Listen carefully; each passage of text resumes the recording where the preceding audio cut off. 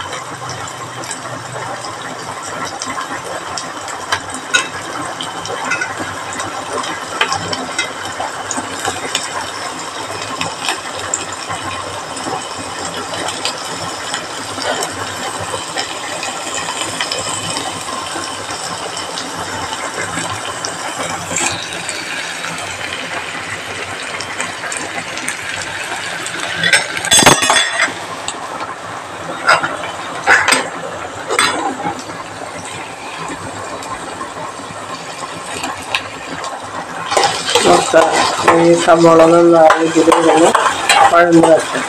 നമുക്കപ്പോൾ മുട്ടയിലേക്ക് ആവശ്യമുള്ള ഉപ്പിട്ട് കൊടുക്കാം. അപ്പോൾ ഇത് വേഗം വഴഞ്ഞു വന്നോളും.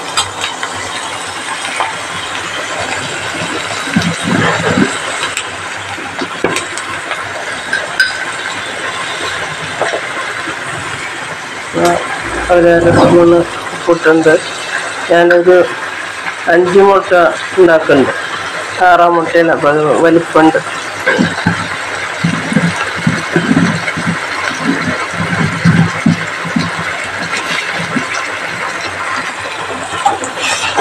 നന്നായി വഴഞ്ഞ് വരട്ടെ.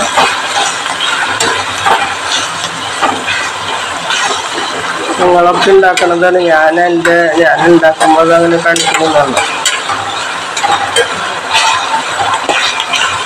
സവാള കുറച്ചധികം ഇടും ഞാൻ. പിന്നെ ഇതിൽ ക്യാരറ്റ് ഇതൊക്കെ ഇടാറുണ്ട് ഞാൻ. അപ്പോൾ ഞാൻ ക്യാരറ്റ് ശരിയാക്കി എടുത്താൽ കാരണം ഇപ്പം അതിൻ്റെ ആവശ്യമില്ല. അപ്പം മുട്ട മാത്രം മതി. സവാള അങ്ങനെ ശരിയായിട്ട് ചെയ്യാം.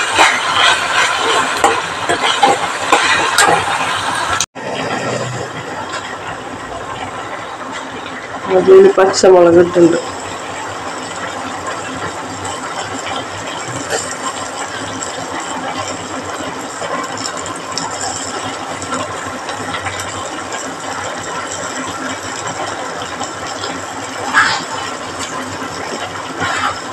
പച്ചമുളക് മേപ്പലും ഇട്ടുണ്ട്. അത് അതിൻ്റെ പച്ചമുളക് ഒന്ന് കൊഴിക്കണം. ഒന്ന് വെട്ടി കൊടുത്തിട്ട് ഒന്ന് വാട്ടിയെടുക്കും.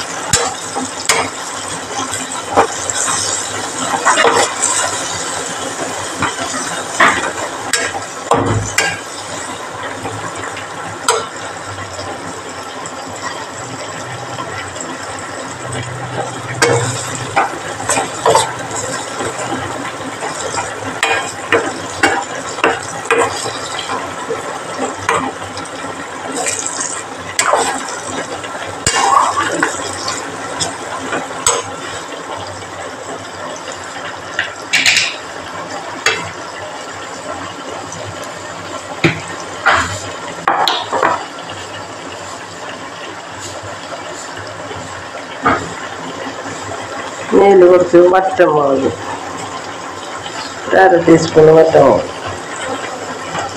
പച്ചമുളക് നമ്മൾ ഇട്ടുണ്ടല്ലോ, അപ്പം പിന്നെ വലിയ ഇതാണ്. സവോളയാണെങ്കിൽ വല്ലാണ്ട് ഇതാകണം. ഒന്ന് വഴഞ്ഞ് ഒന്ന് വാടിയിട്ട് അത്യാവശ്യം വാടിയിട്ടാവും.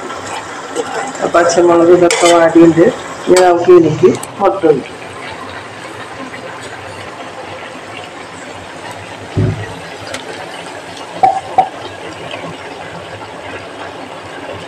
ഇത് ഒരു 5 താറാമുട്ടയുണ്ട്.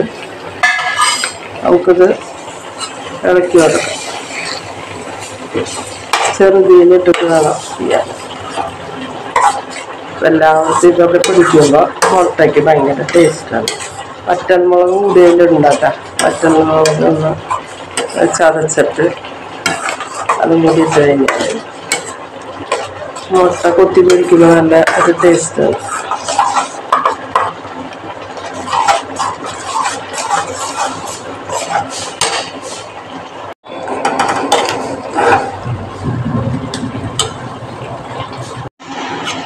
ഇളക്കി ഇളക്കി ഇങ്ങനെ എടുക്കാം.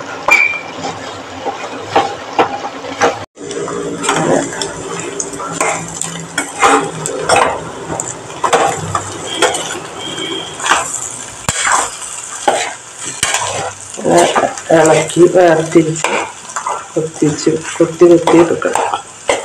ഇപ്പം ഇങ്ങനെ വേറിട്ടിട്ടെടുക്കും പോലെയാണ്. അപ്പോൾ അത് മതി. നല്ല ടേസ്റ്റി ആയിട്ടുള്ള കുത്തിപ്പൂരിയാണ്.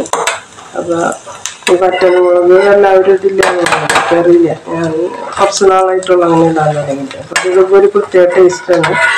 അപ്പോൾ നിങ്ങൾക്ക് ഇഷ്ടപ്പെട്ടാണെങ്കിൽ ലൈക്ക് ചെയ്യുക, ഷെയർ ചെയ്യുക, സബ്സ്ക്രൈബ് ചെയ്യുക. Thank you.